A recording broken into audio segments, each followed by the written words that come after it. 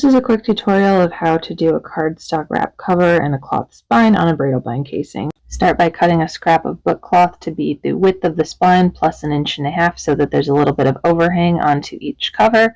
And then I just go ahead and glue that puppy straight on there. It doesn't hurt anything to go ahead and get this out of the way. Mostly just eyeballing it to make sure that it's pretty straight, but if you don't like eyeballing things, feel free to draw yourself a nice little straight guideline.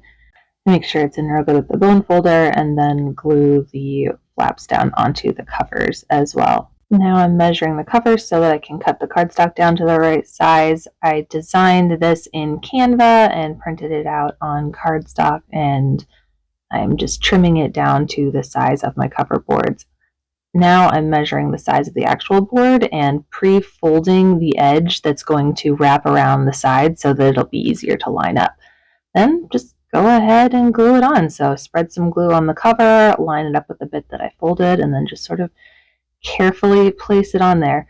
In this case, it's a little slippery, so I just slide it until it's in a spot I like, and then go ahead and repeat on the other side, pre-folding the cardstock, and then just gluing it right on there. Very carefully place it. This one, I'm trying very carefully to line up so that the bottom of his pants line up with the bottom of the board. So I'm just sort of sliding it until it's in the right spot, and then I let it totally dry. Then I trim off some of the excess cardstock so that it'll be easier to wrap. And at this point, it's basically the same process for wrapping any other bridal bind cover. So I trim off all 4 corners to 45s.